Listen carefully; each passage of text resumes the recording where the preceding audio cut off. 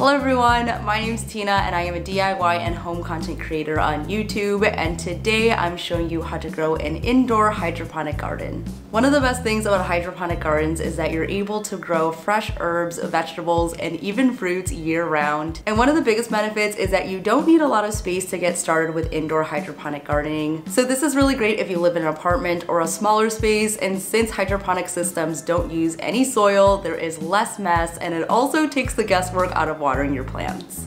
You can grow a variety of tender greens, root vegetables, and fruits in an indoor hydroponic garden. And if you're a beginner, choose plants that grow easily and quickly from seed like basil, chives, cilantro, mint, oregano, parsley, or watercress. Hydroponic systems have all the advantages of a soilless indoor growing system with benefits like LED grow lights that help the seeds grow faster, and smartphone technology that lets you control the system through an app on your phone.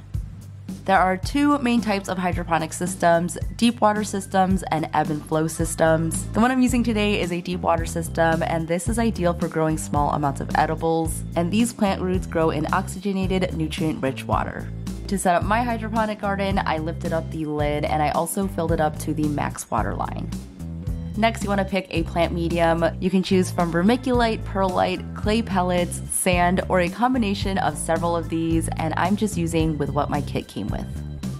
Now we're going to plant our seed pods. So once you selected a system, you're going to plant the seed pods into each one of these slots. And we want to fill it from the tallest in the back to the shortest in the front, and each pod is going to tell you the plant height as well as its grow period.